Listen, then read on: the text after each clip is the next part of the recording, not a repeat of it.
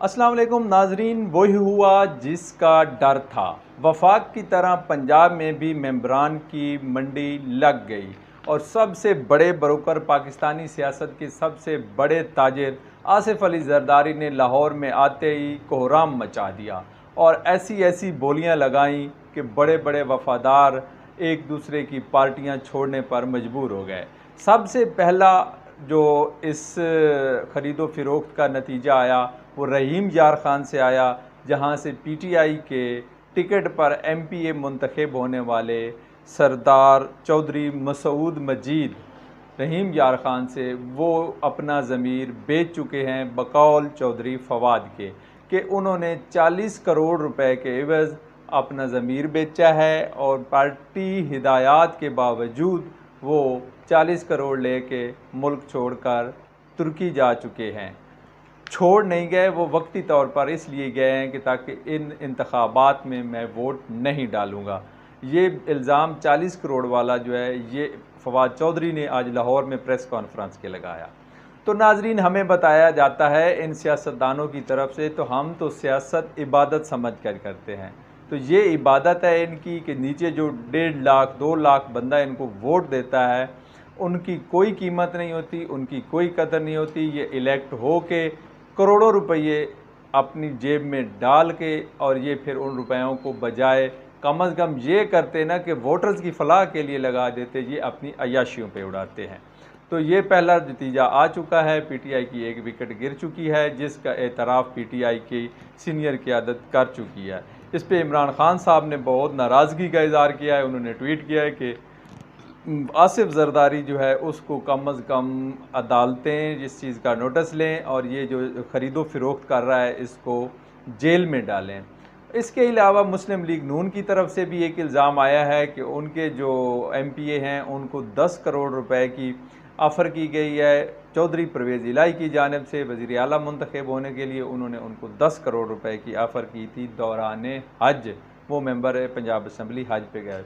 तो नाजरीन, हालात ये पहुँच चुके हैं, ये बिल्कुल नहीं कहा जा सकता कि चौधरी परवेज़ इलाही जो है वो वज़ीर आला 22 तारीख को बन जाएंगे, मुंतखब हो जाएंगे। अभी बहुत मुश्किल मरहले काफ़ी हैं। अब हालात ये हैं कि इन्होंने अपने अपने एमपीएज़ को होटल में भेड़ बकरियों की तरह, पहले जैसे मुस्लिम लीग नून की जानिब से किया गया था, दोबारा इन्होंने बंद कर लिया है और भेड़ बकरियों की तरह उनको रखा हुआ है, कहीं उन्हें आने जाने की इजाज़त नहीं है।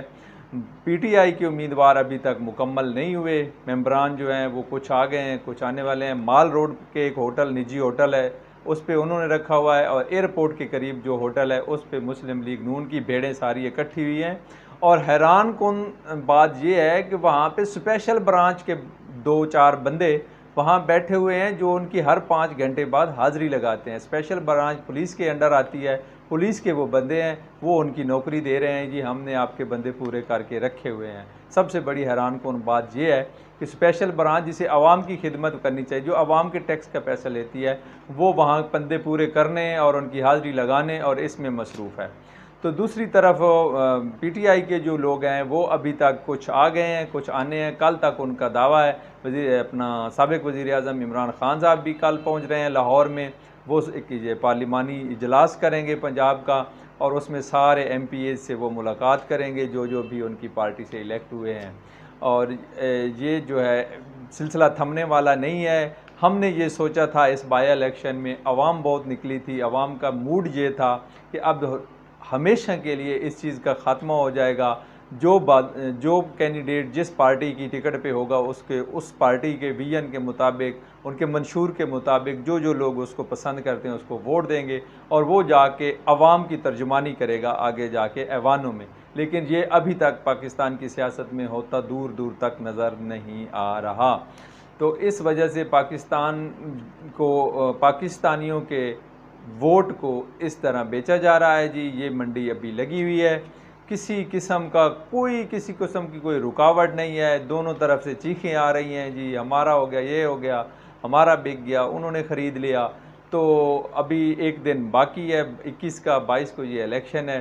तो इस हवाले से अभी तक मज़ीद खदशात हैं क्योंकि नून लीग के अताउल्लाह तारड़ ने ये कहा है कि अभी और इस्तीफ़े आएंगे पीटीआई की जानिब से मेंबरान के, यानी कि 188 उनकी तादाद थी, तो वो उनका मूड है कि ये कम होते होते नीचे आ जाए। और चूँकि वज़ीर आला का जो रन ऑफ इलेक्शन है, तो जिसका एक ऊपर हो गया वो जो है वज़ीर आला पंजाब मुंतखब हो जाएगा।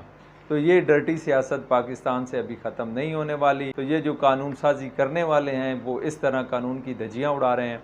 तो बहुत अफसोस की बात है कि हम जैसे लोग जो जिनका ये ख्वाब होता है कि जाके ये लोग हमारी नुमाइंदगी करेंगे ऐवानों में, तो ये हमारी कोई वैल्यू नहीं रह गई, कोई ज़रा बराबर भी। ये करोड़ों रुपए लेके वोट बेच के आगे चले जाते हैं। दूसरी बात, इमरान खान का ख्वाब था कि जी जनाब मैं पाकिस्तान की सियासत को ऐसे बनाऊंगा कि जो मगरिब की, आप पता है कि हर तकरीर में वो मिसालें देते हैं, लंदन की मिसाल देते हैं, यूरोप की, बाकी अमेरिका की, दीगर ममालिक की, जहाँ पे वहाँ पे जमहूरियत जो है वो मज़बूत है, वहाँ पे जमहूरियत से ज़्यादा लोगों की अक़दार मज़बूत हैं, तो अखलाकियात मज़बूत है, इस वजह से इशारा होता है। तो उनके ख्वाब ये थे, लेकिन उनके नीचे बैठे हुए जिनको वो कैंडिडेट जो उनका कैंडिडेट है परवेज़ इलाही, उस पे आज एक अपना ताज़ा हाजी MPA जो है उसने इल्ज़ाम लगाया कि मुझे दौरान हज भी 10 करोड़ रुपए की परवेज़ इलाही की जानिब से ऑफ़र हुई है कि आपने वोट मुझे दे दें, या मुझे नहीं दे सकते।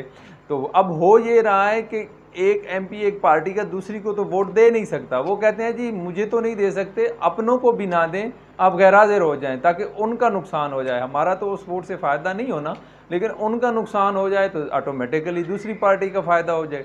इसीलिए ये जो रहीम यार ख़ान से मसूद मजीद साहब जो गए हैं, ये इसीलिए गए हैं। इनका वोट अब हमज़ा शहबाज को तो नहीं गया, लेकिन PTI से तो एक कम हो गया, तो इसका फ़ायदा भी हमज़ा शहबाज को होगा या मुस्लिम लीग नून को होगा, PDM को होगा। ये हालात हैं जी। अब जरदारी साहब धरना दे के बैठे हुए हैं लाहौर में, और इसलिए हम सब कहते हैं जी एक जरदारी सब पे बारी, क्योंकि वो ख़रीदो फ़रोख्त अच्छी कर लेता है। दिली तौर पे दुख हुआ है कि इस सियासत का ख़ात्मा होना चाहिए। अब नौजवान नस्ल में शऊर आता जा रहा है, इसके ख़िलाफ़ आज PTI ने लाहौर के लिबर्टी चौक पर एक प्रोटेस्ट भी किया था, जिसका सिर्फ यही स्लोगन था कि आसिफ जरदारी की जो ख़रीदो फ़रोख्त कर रहे हैं मेंबरान की, इसके ख़िलाफ़ एक अपना एहतजाज रिकॉर्ड कराया जाए, ताकि मुक़्तदिर हलकों को पता चले कि ये हालात हो चुके हैं। नाज़रीन, ये आज की सबसे बड़ी ख़बर थी जो आपसे शेयर की। वीडियो अच्छी लगे तो लाइक करें, कमेंट्स करें और चैनल को सब्सक्राइब करें। शुक्रिया।